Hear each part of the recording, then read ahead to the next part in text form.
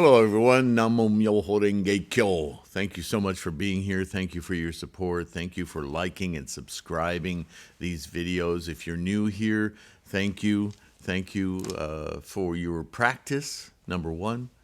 And yeah, any way you can help the algorithms of YouTube promote our channel, grow our Sangha, it's a Bodhisattva act. Don't forget, make a note. Go check out threefoldlotus.com, where not only can you access tons of free information on the course study page on the website, but also the ebooks, electronic versions, PDFs mostly, that you can download very economically and immediately, which are also available as print books, if you prefer, on lulu.com. At our Threefold Lotus Kwun web bookstore, yeah.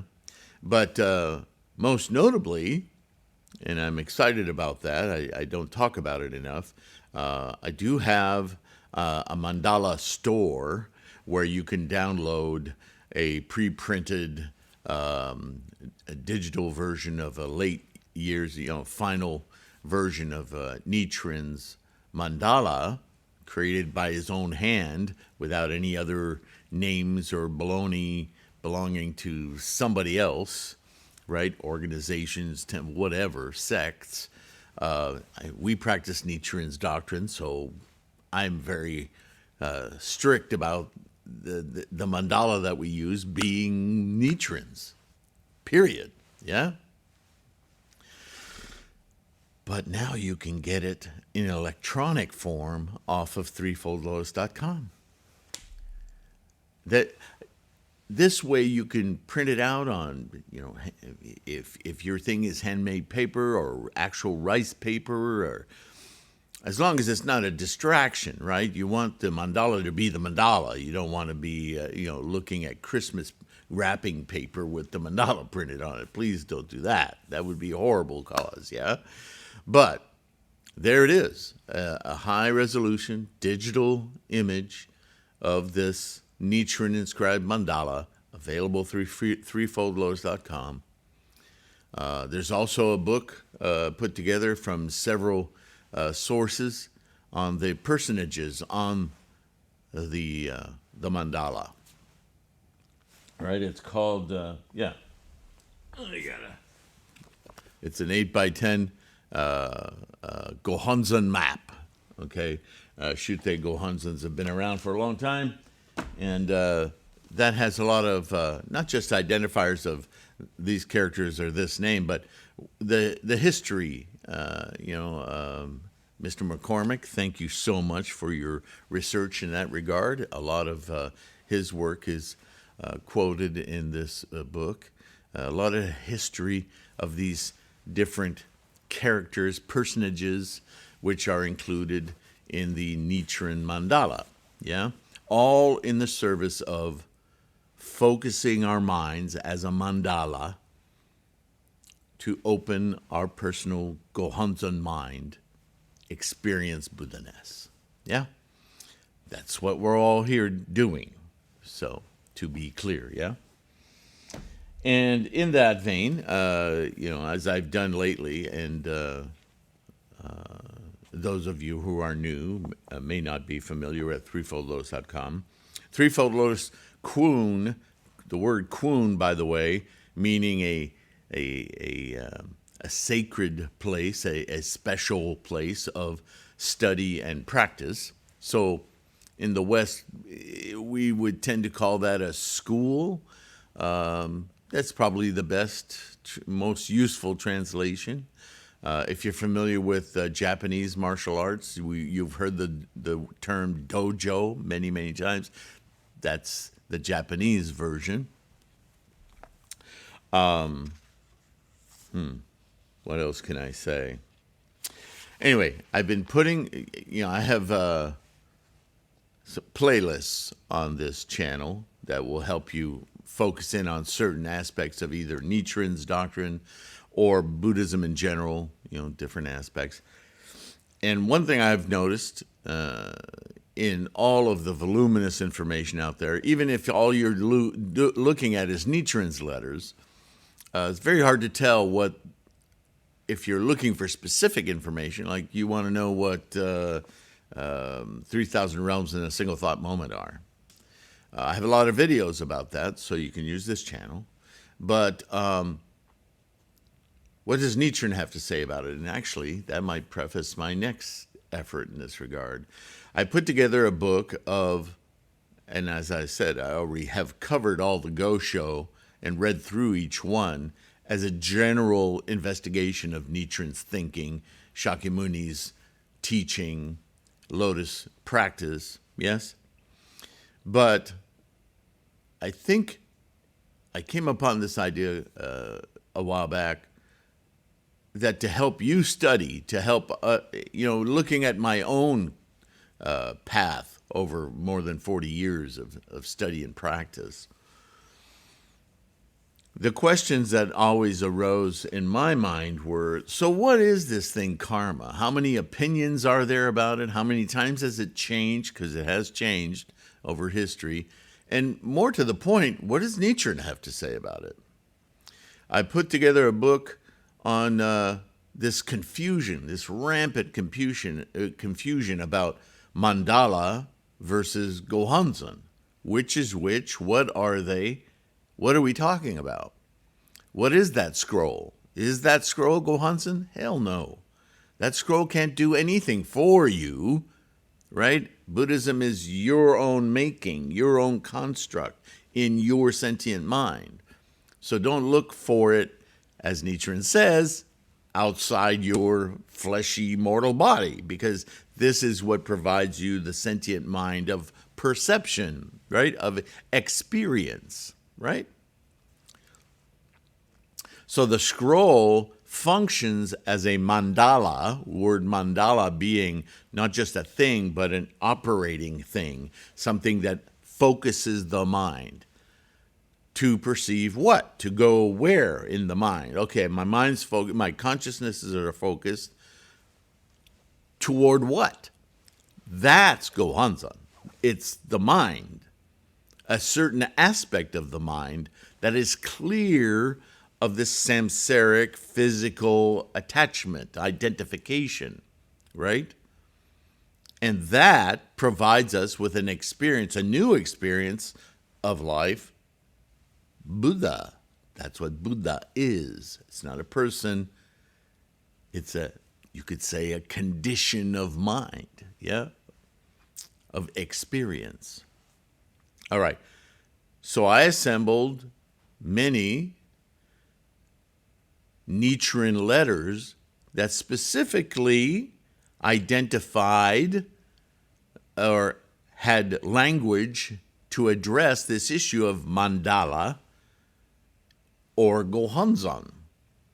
And so I put them together in a book, made them available on threefoldlotus.com as an ebook, and in some cases, many cases, as a print book as well. And I thought, well, that's a much more useful way to present this information, because that's a question you might start with and go, where's my material to study about this? Well, here's a book identifying that, videos about it. And then I did this one, Nichiren On Karma. How many times have we had discussions about karma? And how much, oh my Lord, how much contortions and misunderstandings are there in the world in general, not just in Buddhism. And people flinging the word karma around, not really understanding what it means, right? So here we are. We're not quite halfway through this one book, and I've assembled several Go-Shos, writings of Nichiren, to deal with this question of karma using Nichiren's perspective and my insights to translate these thoughts, these meanings in a modern sense, so we can all have a common discussion about and understanding about what is karma. So here we go. With all of that, and I know a lot of that was redundant for those of you who've been following for a while, and I hope that's okay. I hope you can. I apologize if that seems repetitive, but there have been quite a few new subscribers, so I want to make sure everybody's up to speed.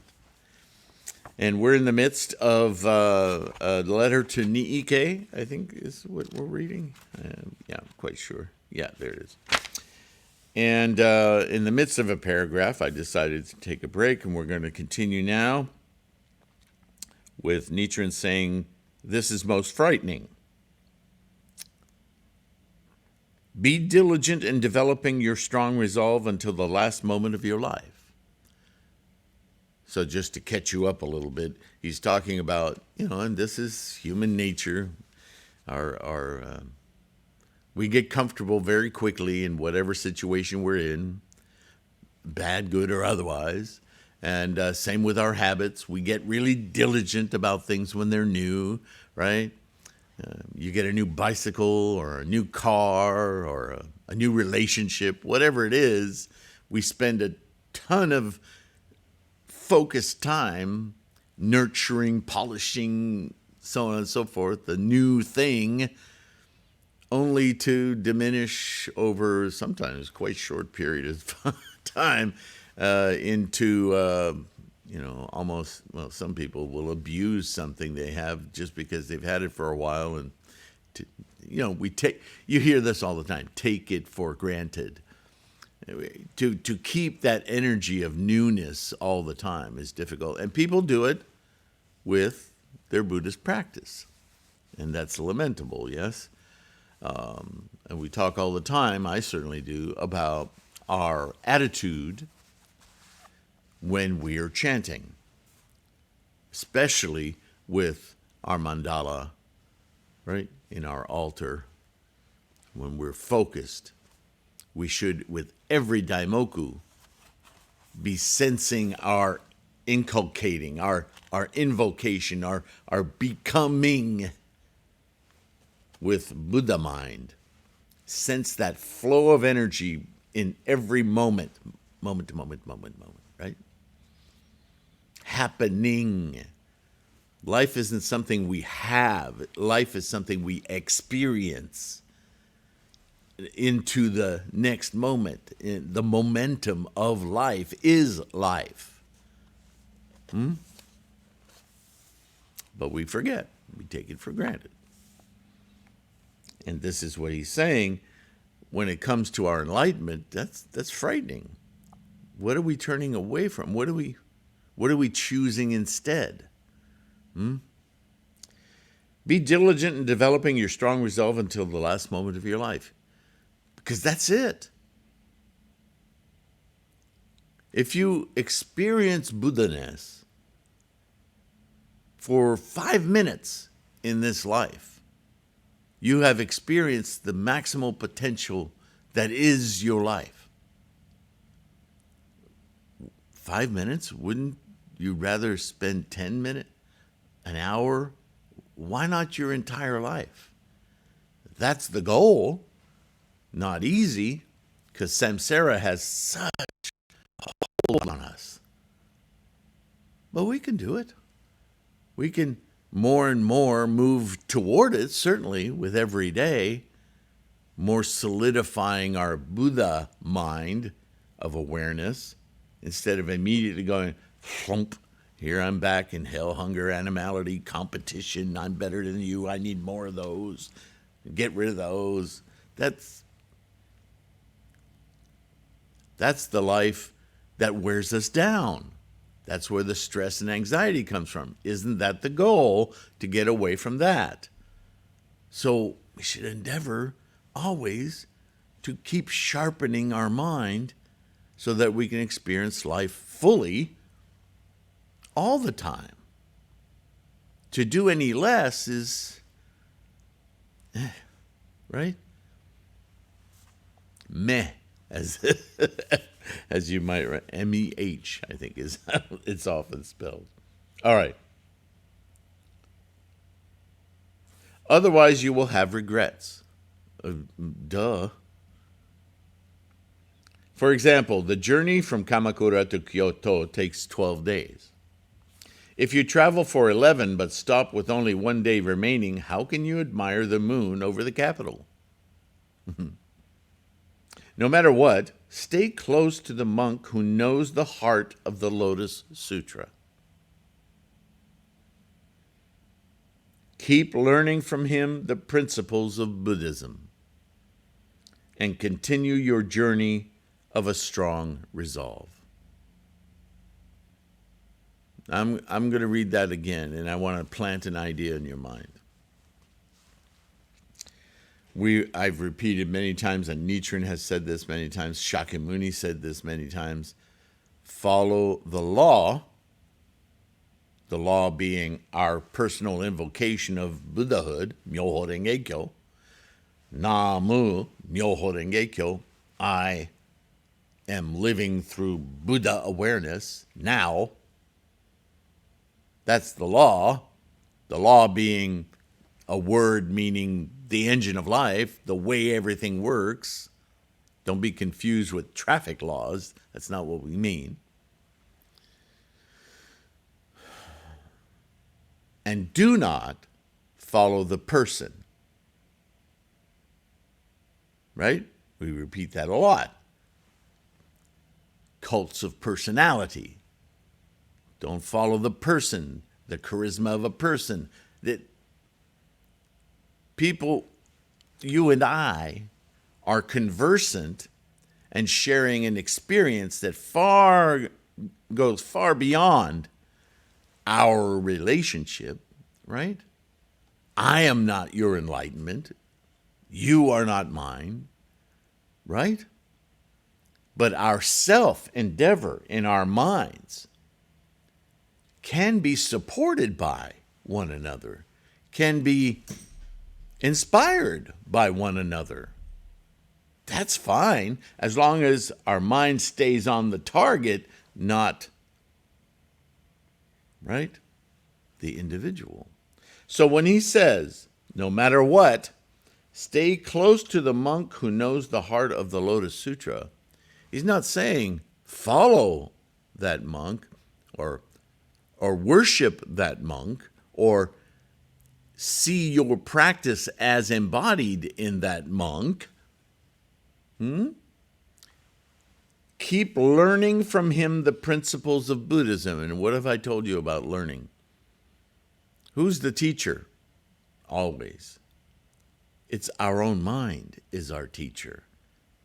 We can label somebody a teacher, but understand that when we do that, what we're doing is saying, this is a reliable source for me to learn, for me to self-teach. Right? That's what I'm hoping to be. Not so much your teacher, but a reliable source. And what am I the source of ultimately? The meanings, as I experience them, of the teachings of Shakyamuni Buddha, the enlightened support, guidance, mentorship of Nichiren, and the whole lineage of Buddhism. Contemporaneously with you, using the language of the day. But you're not mistaking me for your enlightenment, I hope. I'm a good friend, what's described from Shakyamuni on. A good friend being as supportive as I can be of the practice, the methodology, the meaning of the Dharma, the teachings of the Dharma. Yeah? So, keep learning from him the principles of Buddhism. That's a good friend. That's what I'm trying to be. And that's what you are to your friends. That's what we are a Sangha to do. And continue your journey of a strong resolve. Continue your journey of a strong resolve. What is that? That's just another way of saying, invoke your Buddha-ness. You are self-realizing. I'm not giving you any Buddhahood. I'm giving you as much support for you to realize Buddhahood through your Gohonzon mind, yeah? So now we read this sentence again. No matter what, stay close to the monk who knows the heart of the Lotus Sutra. No guile, no other agenda. The monk that you are listening to, following, quote unquote, you follow not to become words, but in a mission to become your own Buddha, enlightened, yeah? You want to make sure that the person whose words you're inspired by is doing that. Not inflating their organization, becoming important in society. They shouldn't be driven by ego. They should be driven by simply the one goal of achieving enlightenment with you. Keep learning from him the principles of, could be her, him or her, right? Learning the principles of Buddhism. Buddhism. The principles of Buddhism, not the principles of Bob. And continue your journey of a strong resolve, your own self-realization. I took some time on that sentence because if you're not thinking holistically, like from what we've already read, and understanding the mission here and what Nichiren is saying, then you can miss it. You could get confused. Because that's what we would do normally. That's what we go to university, go to junior college, follow that teacher. Pick a good teacher. That's okay as long as you don't pick that teacher as the objective of your practice. You don't want to be in that teacher's classroom because you idolize that teacher. Because one day I could be like her. It may seem subtle, but if I were going to put words to it, I'd say, well, I admire that teacher. I admire her greatly. And her achievement is so amazing to me that I want to elevate my mind to the perceptions and understandings that she has about my Buddhahood. In fact, much better, I want to surpass her understanding of the practice. Yes. Now see, your focus changes from person to law. Right? You may admire many things that I come up with in analogies and so forth, but don't admire me for being the one who has the analogy. Admire the goal to achieve beyond my understanding, your own understanding. Because as Shakyamuni points out repeatedly, and so do, Tendai, Dengyo, Miaolo, Nichiren, Nagarjuna, all the scholars of Buddhism who understand the teaching of the Dharma will tell you that this is something you achieve in your mind. That is the ultimate. Anything that puts this goal outside your mind, it ain't Buddhism. So be careful, because this is something you regulate. You know what you're doing. How swiftly the days pass. It makes us realize how few are the years we have left.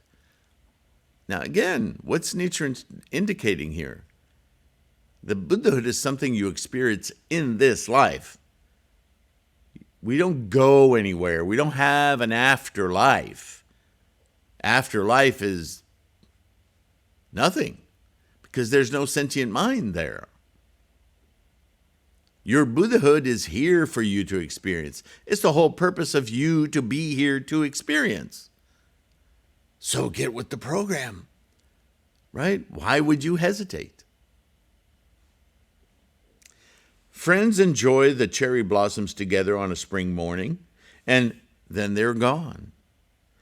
Carried away like the blossoms by the winds of impermanence, leaving nothing but their names. Understand this. This is very profound. Although the blossoms have scattered, the cherry trees will bloom again with the coming of spring. But when will those people be reborn?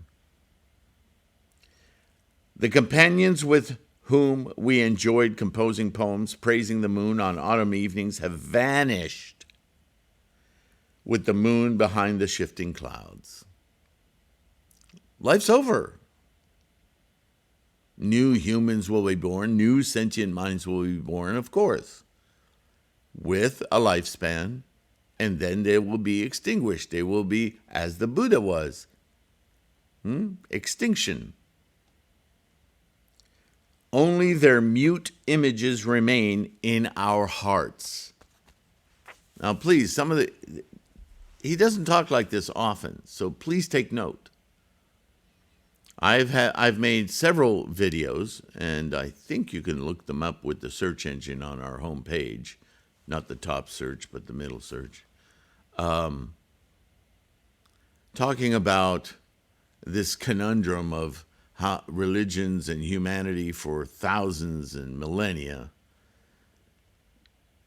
so attached to being here in the physical world that we've invented, humans, I mean, all manner of life after death, places we go. Even in Buddhism, right? Amida Buddha, people are chanting Amida, thinking that if they chant this personage, this idea of Amida Buddha, which is not a real thing, it's a storytelling invention of Shakyamuni's, that once we perish in this life, we'll go to a pure land. Well, if you still think that, read the Virmalakirti Sutra, because that Virmalakirti nails this down, says the pure land isn't anywhere else. It's here and now. It's the matter of how you experience the here and now that changes this land, whatever that is for you, into the pure Buddha land. It's an experiential thing. Namu Myo Renge Kyo, Buddha land. Once again, showing that Buddha-ness is something only achievable in this life with a sentient mind, and that when this life is over, you're done. Did you get it? Did you experience it? Did you go through life like the old saying, life sucks, then you die? Oh, well, it didn't have to be that way. That was a choice. Didn't seem like a choice. Sorry.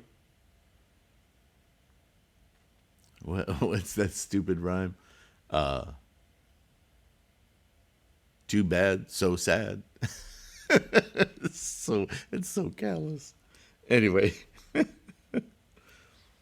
But see, he wants to make sure, Nichiren does, that you get this, because he says, like the blossoms by the winds of impermanence.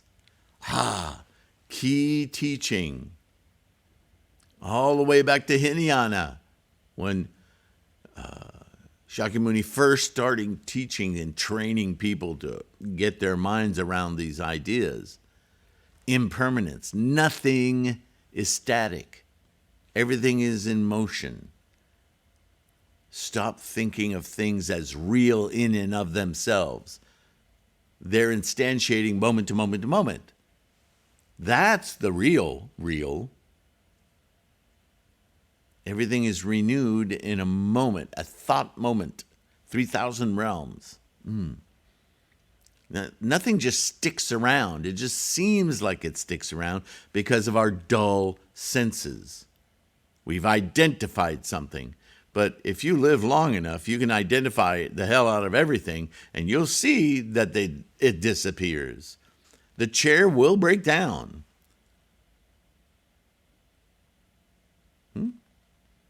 So will the loaf of bread. So will the house you live in. That's why we have this convenient word in samsara, maintenance. A lot of people don't understand that, and they let shit just go to the ground around them. Pardon my language, but it's ugly to watch, right? But I digress. So this is what Nichiren is wanting to make sure you understand. This is a singular opportunity. Although the blossoms have scattered, the cherry trees will blossom again and come. There'll be this is the process of life, right? Instantiating potential. But it's not yours. The blossoms that come in the next season are not the previous blossoms coming back. It's just the process of life. There's no bag of Bob, box of Betty, right? I haven't said that in a while. The companions with whom we enjoy poems, so on, blah, blah, only their mute images remain in our hearts. And you can look up videos on this channel where I've talked about the ceremony for the deceased. You know, when we read all of these, because we read many stories about how we can rescue our parents from the various hells after they die. Well, it's a rhetoric. It's not about them specifically. It's about how you hold them in your own life. Those are the ones because that's our karma. Oh yeah. Right? It's all about your mind, your karmic experience. We maintain the lives, the memories, the karmic influences of those close to us. How could we not? And it forms part of the makeup of our beingness. So to rescue them from wherever states you think they're in, well, that's all happening in you. Stop externalizing it. That's revolutionary thinking, but it's so plainly obvious, right? So this is exactly, this one sentence he drops that in, because he's talked about it so many times. But where are companions? Where are they who've passed away? They're in our hearts. Even when the approaching tiger of death roars, we do not hear and are not startled. How many more days are left to the sheep bound for slaughter? This human vessel that we're in, it has an arc, right? And that arc always terminates. Like all things, arise, abide, decay, gone. Like photons, like atoms, like water, like trees, like you and I. Like you and me. Gosh, one day I'll get that right. Deep in the snow mountains lives a bird called the cold-suffering bird that, tortured by the numbing cold, cries that it will build a nest in the morning. Yet, when day breaks, it sleeps away the hours in the warm light of the morning sun without building its nest. So it continues to cry vainly throughout its life. Wow, what an analogy. The same is true of human beings. When they fall into hell and gasp in its flames, they long to be reborn as humans and vow to put everything else aside and serve the three treasures in order to gain enlightenment in their future life. There it is. Woe is me. Life is happening to me. I'm buried by life and all of its miseries. Right? Isn't that behind the statement, life sucks, then you die? Isn't that the common thread in ignorant humanity? But even on rare occasions, when they happen to be reborn in human form, the winds of fame and profit blow violently, and the lamp of Buddhist practice is easily extinguished because we're too busy driving our new car or in the throes of a new relationship. And yeah, I'll chant later. If you even know about Buddhism, Without a qualm, they squander their wealth on meaningless trifles, but begrudge even the smallest contribution to the Buddha, the law, and the Buddhist order. So this is a very exigent exhortation Nichiren's making here, right? Oh, you want the latest iPhone, you want the newest, the this, the that, the this, that, like that'll make you happy. Oh, we do that all the time, right? But supporting your practice, supporting votaries of the Lotus Sutra who are trying to assist you and uphold your practice, right? As I hope to be a representative for this Sangha in that way, to support this endeavor that we're now participating in. Oh, well, it can't be that. I can't spare a dollar for that. I'm not trying to beat you up. Nichiren's making this example. He's not begging. He's saying, what are you doing to support your practice? Right? You need a Butsudan? What's holding you back? Why are you buying 6 packs of beer twice a day? Why are you spending your money on these things when with just a little effort, you could do something so significant?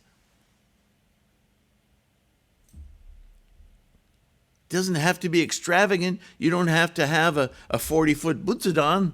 You just need something to respectfully represent dignity and enshrine a proper mandala so that every time you walk into the room or in front of it, you're inspired. Oh yeah, my Buddha-ness, right? Shouldn't that be what your life is about? Everything else, great, have it. But that shouldn't be the focus, should it? Well, this is very serious, Nichiren says. For then they are being hindered by messengers from hell. Oh, demons coming out of the ground with fire in their teeth. No, that's not what he's saying. Hell in Buddhism is this life of stress, anxiety, competition. It doesn't have to be that way. This very same life, Vimalakirti Sutra, can be your Buddha life. Where are your values? Where is your attitude and your intent? That should govern everything. This is the meaning of good by the inch and evil by the foot. On that note, he then gets into the nation and the karma of the nation because it's just a multiplier of the same teaching. But wow, how would you know this profound insight into how to live our daily lives as Buddhists by seeing the title, Letter to Niike?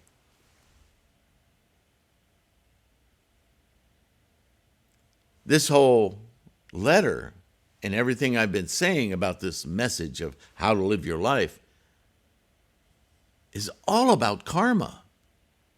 Karma, if you understand it as energy, everything is energy. It's everywhere.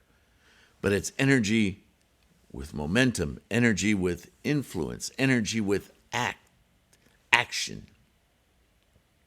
As soon as action appears, any kind of momentum, their kinetics, then tendencies occur, conditions arise. And as soon as tendencies, conditions arise, others arise and interact to create more tendencies, right? The nidana. It's basic Buddhist teaching. How things manifest into something from what appears to be nothing, right? Emptiness. It's not empty, it's energy without action. The moment there's any kind of perturbation, love that word, then things manifest. And boom, it manifests really fast. It multiplies really fast, right? Look at the story of the Big Bang, whether you understand the full implications of the Big Bang, the inflation of the universe. It's the nidana. Do we need to rehash that every single time we talk about life? Just understand, life is a moving target. It's nothing permanent. Everything's in change. Always. Momentum. To remain aware of that and see the beauty in that, as opposed to remaining stuck on the history of it, where all the stress and everything is, why do that? All right. Who would know by looking at the title that this is a discussion about how we influence that process, how we interact with that process? That's what we're doing. Karma is karma. It's not good, bad, pulling, pushing, whatever. It's just potential manifesting. Now, the question is, are you going to be worried by it? Are you going to observe it as it's mowing you over? Or are you going to realize, oh, I am that? Not I'm in it. We are in it, but we're in it by virtue of being it. Not separate, not happening to us, and I've said in the past, happening for us, but it's just happening. We are it. So change your mind, participate, observe, be in it. Oh, no, it's not bowling you over. That's you doing that. Why? Why? Wake up. Awakening. Right? Does a surfer go out in the waves with their board and wait for stuff to happen? No, they engage. They read the wave. They see the waves coming. They watch the water and the ocean. And they feel the energy coming. And then they jump on and participate with the energy. Right?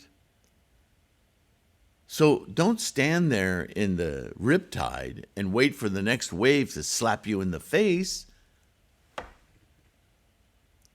Engage with that tremendous momentum. Enjoy it, ride it, be in it, be part of it. Namo Myoho Renge Kyo. Thank you. Thank you for listening, for staying here this long. Don't forget, it's so helpful for you to like and subscribe to these videos. Yeah. Share them. If you know somebody who would, man, so-and-so would really be amazed by or want to hear, or maybe I can introduce them to this bald weirdo. And in so doing, not the person, learn something about Buddhism that they never heard before. Yeah, great. Use this as a teaching tool to help you. Don't forget, if it does spark curiosity and your friend comes to visit, chant, first order of business, chant. Otherwise, it'll just be yak, yak, yak. Right? It won't penetrate. Namo Myoho Renge Kyo. Thanks again. Take care of your health. Please do that. I so appreciate your participation in this Sangha. Help grow the Sangha. Use the free resources. Purchase books if you can. That's a way of support. Others of you patrons, you're donating monthly through Patreon or through directly to PayPal. Namo Myoho Renge Kyo. All of us are indebted to you. Take care of yourself. Take care of your health. Be kind. And I will see you in the next one. Promise. Bye for now.